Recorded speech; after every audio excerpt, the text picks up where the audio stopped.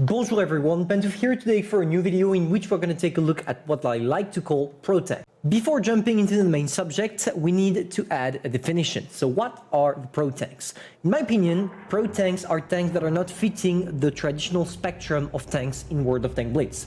What do I mean by that? Let's take an example. You see, if you take, for example, a heavy tank, so let's take a look at the T95E6.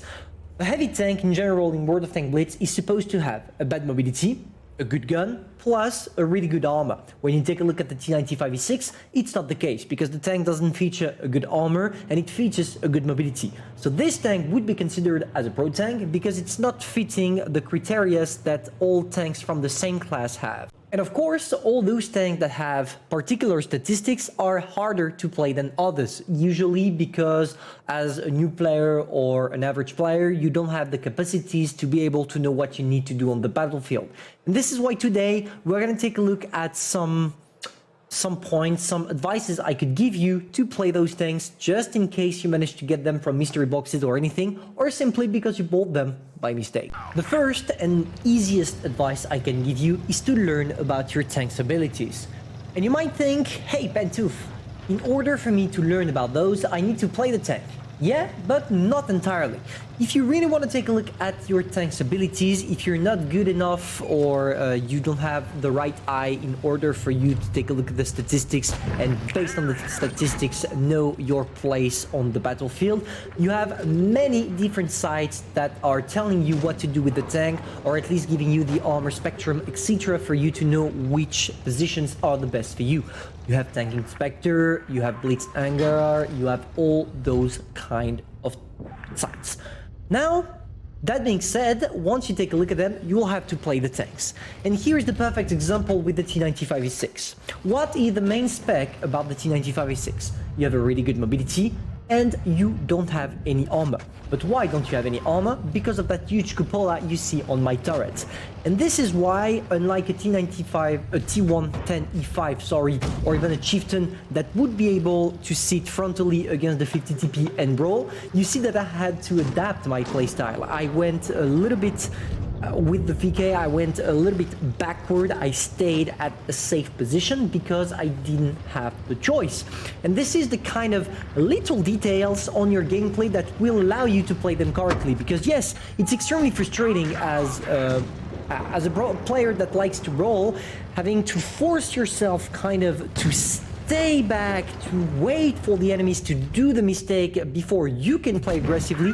It can be extremely frustrating, and this is why I like to call it pro tanks, because usually tanks that requires patience are more for pros, because statistically talking, pros are older people and older people have more patience than the youth. It's logic, and I can't blame kids for not wanting to play this thing. Now, of course, it comes with a price. Sometimes you'll have to wait for your allies to push for you. Sometimes you will get wrecked no matter what, like it's the case in my game right now. And sometimes, if you are really lucky, you will be able to take the aggressive positions that you can traditionally take with a T110E5 or even a Chieftain MK6. But you will end up, regardless, wrecking everything out of nowhere without even thinking that your tank was meant for that, because your tank was not meant for that. Here is the perfect example. I should have died against the Chieftain that was pushing me, and boom, I get it. I got a freaking Amarak. But trust me, it's not gonna happen quite a lot. My second advice concerns your teammates. Usually, you need to be aware of your surroundings in order for you to do well with those tanks. Let's take a look at the Object 260, for example. Same as the T95E6, you have a good mobility and literally to known armor, which can be extremely frustrating. Here, what did I do? I wanted to go on the left side of the map, which is, without single doubt, the best place for an Object 260. You have a good gun depression, you don't have any armor, you have a good mobility, so you're gonna face mediums. It would have been the best. But I decided to change my mind. Why? Because when I take a look at my map and my surroundings, you see that all my teammates decided to go in the town. And as the pro tanks are usually weaker when it comes to holding flanks, well, you're sure that you need to stick with the rest of your team, so you do as your team decides. And it can be extremely frustrating because once more, like I said for the T95E6, you are team dependent from time to time. You need to stick with the rest of your team, even if the side they pick is a wrong one for the tank you are playing. In town with the Object 260, I'm not necessarily at my advantage, but I'm still gonna do it regardless, because if I go alone somewhere, I will die. But small advice, if you go with the rest of your team on a side you're either not comfortable with, or you are on the side that doesn't allow you to exploit your regular playstyle, for example, all down or side scrape or whatever, what you want to do is use your team. What I mean by that is that you don't want to rush through. You don't want to be the first one to get shot. You want to stay in the back, analyze the situation, wait to see how your team is moving around the map, and just follow them. And once you know that either you are gonna get the support if you are pushing, or you are the support for your team, then yes, you can climb in, you can take more risks, and you will see that it will completely change your playstyle, your average damage per game, and therefore the number of credits you will make. Here is the perfect example. The T57 Heavy, if I was alone, I would never try to go in. But here, I had a friend with me, and I knew that the Heavy-183 were camping in the back, so I had to move from my position. So I decided to jump above and push the T57 Heavy, which resulted in me not taking too much damage and being able to be operational against the two FVs that are sitting in the corner. And this single little decision that was made in 2 or 3 seconds will be game changer, because if I decided to stay in the back, I would have get wrecked by the Heavy-183, and my teammates would have been wrecked as well by either the Heavy or the T57 Heavy. It's those small decisions that are gonna make huge impacts on the battlefield, leading you to the victor. Finally, and the most important thing I can tell you, but that is also the hardest to put in place, because it obviously requires that you have some knowledge about the game, and this will obviously affect your capacity to buy or not those pro tanks. I would say it's the fact that you need to take the right position. And when I say right position, I'm not talking about a right position because you are playing a certain tank. No. On each map in World of Tanks Blitz, there is one position that you can take regardless of the tank you're playing with.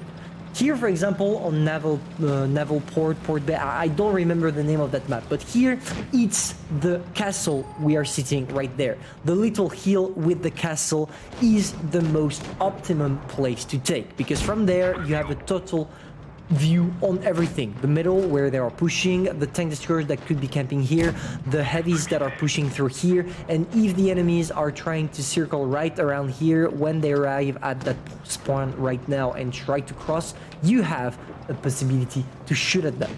And this position that I took with the 907, I could have been taking it with a T95E6, an Object 260, whatever I wanted. As long as I take this position, I know I'm gonna have either a good game, or at least I'm gonna do as much as I can to help my teammates. And obviously, being able to recognize those special places requires from you that either you've played the game for a very long time, or that you've already watched some videos about YouTubers telling you about those positions, because you will never be able to get them by yourself. It is just impossible. You need to have some knowledge about the game. But once you try and once you learn when you learn what those positions are, sorry about that boys, you will finally find your place on the battlefield with those tanks. Obviously, it is risky, I would say, because as you can see, the T57 Heavy is pushing us. But even if it's risky, the reward for taking them is much bigger than the rate you have at dying on those positions. As you can see, against the T57 Heavy, it was not a struggle at all. Even if he sneaked 2 shots, I managed to pull out a really decent game around and about it.